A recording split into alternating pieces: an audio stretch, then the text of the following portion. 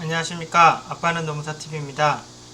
오늘은 사업장에서 산재가 발생했을 때 어떻게 처리해야 될지 살펴보도록 하겠습니다. 사업장에서 산재보험에 가입하지 않은 상태에서 산재가 발생할 수 있잖아요. 이런 경우에 산재 처리가 되지 않는다고 알고 계신 분들이 굉장히 많습니다. 상식적으로 보험에 들지 않았으니까 보장을 받지 못하는 게 민간보험에서는 적용이 되는데, 산재보험은 국가에서 하는 거기 때문에 산재보험 가입 여부와 상관없이 산재 처리는 가능합니다. 우리 회사 직원이 산재보험에 가입되지 않았기 때문에 산재 처리를 할 수 없겠다, 어떻게 해야 되냐, 이런 문의를 주시는 분들이 간혹 있거든요. 보험 가입 여부와 상관없이 산재 처리는 가능합니다. 다만 산재보험을 가입한 사람과 가입하지 않은 사람이 똑같이 산재보험에 처리가 된다 그러면 어떻게 보면 불공정하잖아요. 그렇게 되면 사실 산재보험 들을 분들도 없을 것 같고요. 그래서 산재보험을 가입하지 않은 상태에서 산재가 발생을 했을 경우에는 일정한 페널티가 있습니다. 첫 번째로는 이제 어쨌든 산재 처리를 하려면 산재보험이 가입되어야 되는 거잖아요. 그래서 사후적으로 산재를 당하신 근로자분이 근무했었던 기간에 대한 산재보험료를 납입을 해야 됩니다. 이거는 그렇게 많지 않기 때문에 경제적으로 큰 부담이 없고요. 또 미가입 기간에 대한 과태료가 나옵니다. 왜냐하면 산재보험 가입은 의무화가 되어 있는데 가입을 하지 않았으니까 산재보험 처리와 상관없이 과태료는 부과돼야겠죠. 이제 미납보험료의 5배 한도 내입니다. 산재보험료가 얼마 되지 않기 때문에 미가입에 대한 과태료도 그렇게 많지 않겠죠. 5배 해봤자 얼마 되지 않으니까요. 그래서 산재보험료 때문에 또는 과태료 때문에 산재보험을 처리하지 않겠다는 것은 경제적으로 맞지 않는 얘기라고 볼 수 있겠습니다. 그래서 산재보험 가입 여부와 상관없이 산재 처리는 가능하다. 기억해 주시면 좋을 것 같고요. 두 번째는 일하다가 병에 걸리면 무조건 산재 인정되나? 이런 질문입니다. 어떻게 생각하시나요? 정답은 X겠죠. 만약에요, 일하다가 내가 암이 걸렸다, 일하다가 어떤 질병에 걸렸다, 뇌출혈이 됐다, 이런 것들이 모두 다 산재가 된다 그러면 우리나라의 이제 보험회사들은 다 망하겠죠. 왜냐면 웬만하면 다 일을 하는데, 다 직장인이고 무슨 일을 하는데 일하다가 어떤 병에 걸렸어요. 그럼 그게 다 산재된다 그러면 민간보험이 있을 이유가 없잖아요. 그러다 보니 이 병에 걸리면 무조건 산재가 되는 것은 아니고요. 어떤 사고나 질병이 업무와 상당한 인과관계가 있어야 됩니다. 이 상당한 인과관계라는 것은 이런 거죠. 내가 어떤 질병에 걸렸거나 다쳤을 때 그게 일과 관련되어 있어야 되는 거죠. 내가 맨날 이제 개인적으로 술을 너무 많이 먹어서 간암에 걸렸어요. 그거는 산재랑은 상관이 없잖아요. 근데 내가 술 먹는 게 일이에요. 예전에 술상무라고 있었잖아요. 그런 분들은 정말 직업이 퇴근 후에 맨날 술 접대하는 게 일인 분들 같은 경우에는 산재가 될 수도 있겠죠. 이렇게 구분을 해야 되는 거고요. 일반적으로 사고, 예를 들어서 팔을 다쳤거나 다리를 다쳤거나 이렇게 어떤 사고에 의해서 절단이 되거나 골절이 되거나 이런 것들은 당연히 누가 봐도 일을 하다 다쳤기 때문에 산재가 되는 것인데, 이제 질병이 문제가 되는 거죠. 특히 뇌와 심장 관련된 거 있잖아요. 돌연사 같은 사업장에서 일어나게 되면 이게 사업장 내에서 발생했기 때문에 이게 산재냐 아니냐 이런 다툼들이 있습니다. 근데 지금은 굉장히 그거를 좀 넓게 봐드리고 있어요. 그분이 돌연사를 했다 하더라도 그게 일과 관련돼 있는 걸 예전엔 되게 엄격하게 봤다면 지금은 좀 많이 넓혀서 가급적이면은 근로자 보호 차원에서 인정이 좀 확대되고 있다 정도는 이해해 주시면 좋을 것 같고요. 그래도 무조건 되는 건 아니고요. 상당히 좀 어렵습니다.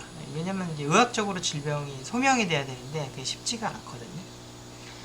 두 번째, 이제 산재 신청은 근로자가 하게 됩니다. 그래서 보통 산재 신청해 주세요 라고 이제 표현을 보통 하게 되는데, 그 다음에 사업주분들도 내가 산재를 해줘야 돼요? 이렇게 물어보시는 분들이 있는데, 산재는 기본적으로 근로자가 청구를 하는 거기 때문에 사업주가 그거를 못하게 할 수도 없는 거고요. 그렇다고 해줄 수 있는 것도 아니에요. 산재는 근로복지공단에서 인정을 해주는 거기 때문에 내가 산재를 해줄 수도 없는 거고요. 막을 수도 없는 거죠. 사업주 입장에서는. 또 근로자도 회사가 알아서 해주겠지 그렇지 않고요. 근로자가 직접 근로복지공단 산재 신청을 해야 되는 거고, 이제 사업주 같은 경우에는 도와주는 개념이 되겠죠. 당신 일한 거 맞고요. 일하다 다친 거 맞고, 일하다 병에 걸린 거 맞고, 이렇게 도와주는 개념이지, 어쨌든 주체는 근로자가 된다. 이해해 주시면 좋을 것 같고요. 산재를 신청한다고 해서 무조건 인정되는 게 아니라고 말씀드렸잖아요. 그래서 불승인이 되기도 합니다. 승인이 되기도 하고, 만약에 산재를 신청을 했는데 불승인이 되면은 나는 다시 한번 해줘, 심사를 다시 해줘, 이렇게 해서 심사 청구하실 수 있고, 또 불승인이 되면 다시 재심사 청구를 하실 수도 있고요. 그게 아니면 산재 신청을 했다가 불승인이 되면 그냥 바로 행정소송을 하셔도 됩니다. 그러다가 이제 질병 같은 경우에는 이게 어쨌든 뭐 근로복지공단에 계신 분이라든가 뭐 노무사라든가 근로자라든가 사업주가 다 의사는 아니다 보니까 이 질병이 업무와 관계가 있는지를 명확하게 의학적으로 증명하기 어렵잖아요. 그래서 업무상 질병판정위원회라는 것을 두고 거기서 의사분들이 모여서 이것이 업무상 질병이냐 아니냐를 판단을 하게 됩니다. 그래서 질병 같은 경우에는 업무상 질병판정위원회, 질판이라고 하는데 이쪽에서 결정을 하고 있습니다. 산재 발생 시 회사의 조치, 일단 산재가 나면 그게 산재인지 아닌지는 모르지만 어쨌든 사업장 내에서 누가 쓰러지거나 또는 뭐 다치거나 그럴 수 있잖아요. 그러면 해당 작업을 중지할 의무가 있고요. 재해근로자에 대해서 적절한 조치를 해야 됩니다. 이걸 안 하게 되면 당연히 처벌도 되고 사회적인 엄청난 비난을 받죠. 다쳐있는 분이 있는데 뭐 사건 현장의 은폐에 급급하거나 이래서 그분이 회복할 수 있는 골든타임을 놓쳐서 그분한테 뭐 치유가 안 되거나 사망을 할 수도 있기 때문에 그런 엄격하게 의무를 하고 있습니다. 재근로자가 발생을 하면 적절한 조치, 빨리 병원에 데려가는 거겠죠. 그 다음에 그 현장을 보존을 하셔야 되고요. 그 현장에 있었던 목격자가 누군지, 그 다음에 왜 사고가 났는지에 대해서 사건 현장을 정리하시는 게 아니고요. 이 정보를 수집을 하고 사진도 찍어 놓고 목격자가 누군지 체크도 해놓고 이렇게 하셔야 됩니다.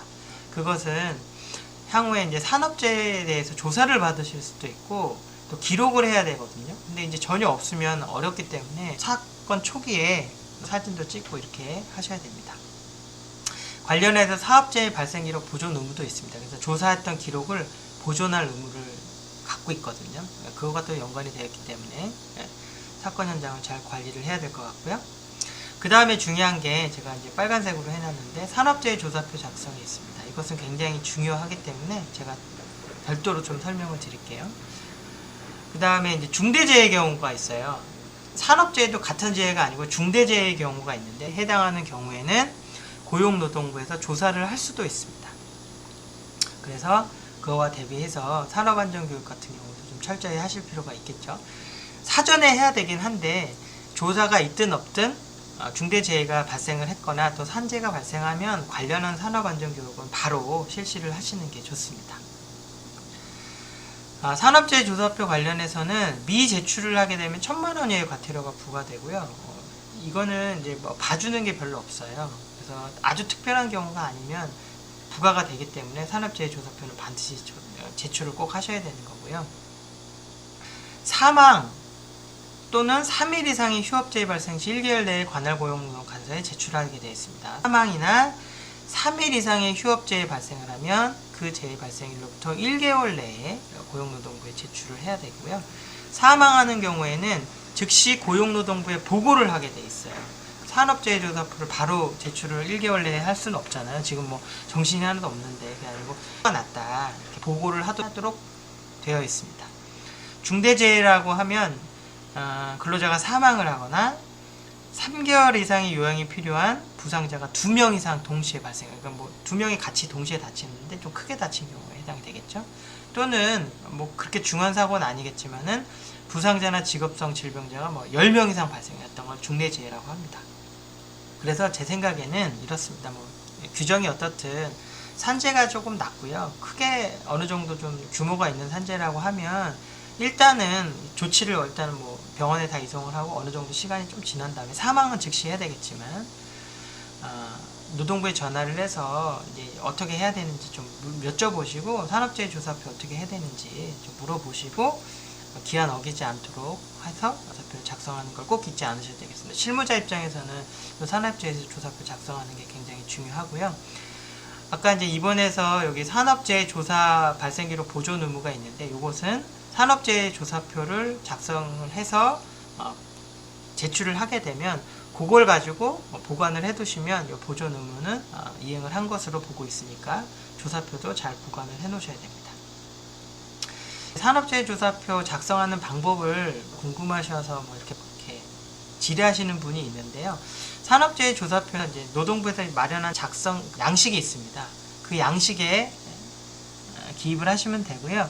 제가 요 동영상 설명하는欄에다가 그 URL을 하나 붙여놓을게요. 거기 보면 고용노동부에서 산업재해 조사표 잘된 작성 사례 이런 거 보고 참고해서 작성해라 이런 내용들이 쭉 있거든요. 그거 참고하셔서 산업재해 조사표 작성하시면 좋을 것 같고요. 산재 처리 관련해서 이제 기타 주의할 점이 무엇이 있을까요? 일단 산재 처리를 한다고 모든 보상이 이루어지는 것이 아니에요. 예를 들어서 젊은 근로자가 산재로 인해서 사망을 했다 그러면 근로복지공단, 국가에서 산재 처리를 해주거든요. 근데 그것이 그 사람의 모든 손해를 포함하지 않을 수 있거든요. 예를 들어서 그분이 젊은 나이에 돌아가셔서 손해가 만약에 노후까지 소득 창출이 10억이었는데 산재에서 한 5억 받았다. 그럼 5억이라는 손해가 발생했잖아요. 그러면 이 손해에 대해서 민사적 책임이 남을 수가 있어요. 그래서 간간히 회사와 이런 것과 관련된 소송이 있기도 합니다. 이런 것들 때문에 산재가 보통 나게 되면 회사에서 적극적으로 이제 산재 처리를 도와줄 필요가 있고요. 두 번째는 산재 처리해줬으니까 나의 의무는 다 했다. 사업주 입장에서 그렇게 태도를 갖는 것도 좋지 않습니다. 왜냐하면 이분이 소송을 하실 수도 있고, 사실은 일하다 다쳤기 때문에 근로자뿐만 아니라 가족들도 되게 그 회사한테 어쨌든 서운한 마음을 가질 수밖에 없어요. 그렇기 때문에 산재 처리가 끝났다고 그래서 내 할 일은 다 했다, 산재 받은 거 아니냐 이런 태도를 하시는 것보다는 계속 관심을 갖고 도와주실 수 있는 부분이 있으면 최대한 좀 도와주시는 게 도의적으로도 맞고요. 향후에 법률 분쟁도 예방할 수 있지 않을까 이런 생각이 듭니다. 그 다음에 이제 산재 처리를 하게 되면 사업주한테 크게 피해가 있는 줄 알고 절대로 산재 처리를 안 하시려고 하거나 터부시하는 분들이 굉장히 많은데, 현실적으로는 산재 처리를 하더라도 사업주한테 크게 피해가 없습니다. 오히려 산재로 처리를 안 하면 산업재해 은폐로 처벌이 됩니다. 그래서 보통 공상처리라고 해서 그런 것들을 최우선적으로 생각하시는 분들이 있는데 그렇지는 않습니다. 산재 처리를 하도록 국가에서도 장려를 하고 있고, 그것도 그래야 근로자도 보호가 되는 거기 때문에 과거에 비해서 사업주한테 페널티를 부과하거나 산재보험 미가입해서 산재가 난다 하더라도 페널티가 굉장히 크거나 그런 것들을 많이 줄여놨거든요. 가급적이면 산재 처리를 하는 것을 원칙으로 두시는 게 좋겠습니다. 산재 처리하면 산재보험이 많이 올라간다고 생각하는 분들이 많이 있거든요. 근데 물론 산재가 많이 나면 공평 견제 차원에서 그렇잖아요. 어떤 사업장은 산재가 한 번도 안 나. 그럼 산재보험료 좀 깎아줄 수 있는 거고요. 어떤 사업장은 산재가 많이 발생하면 보험료율이 올라갈 수도 있는 거죠. 그게 당연한 거잖아요. 다만 상시 근로자수 30인 미만 사업장은 산재 처리와 영향이 없습니다. 그러니까 산재 처리를 많이 하더라도 산재보험료율이 올라가거나 그렇지 않는 기준이 있는데, 이게 상시 근로자 수 30인 미만 사업장이에요. 그래서 이 방송을 듣고 계시는 분들 중에서 상시 근로자 수가 30명이 안 된다, 우리 사업장은. 그러면 산재 처리한다고 해서 산재보험료율이 올라가지 않는다는 거 아시면 좋을 것 같고요. 3년 이내 신설 사업장 같은 경우에는 산재 처리를 해도 산재보험료율에 영향을 미치지는 않기 때문에 해당이 되는 분들은 산재보험료율 때문에 산재 처리를 하지 않으실 필요는 없습니다. 결론입니다. 산재 처리는 내가 경제적인 불이익이 있지 않을까, 또는 내가 노동부에 찍히지 않을까 이렇게 생각하시지 말고요. 부담 없이 원칙대로, 산재라면 원칙대로 처리를 해주시면 좋을 것 같고요. 만약에 산재가 인지 아닌지 좀 모르겠다라고 하시면, 근로자가 산재 처리를 원하신다고 하면 좀 협조를 해주시는 게 사업주 입장에서는 좀 도움이 될 것 같습니다. 오늘도 들어주셔서 감사합니다. 마치겠습니다.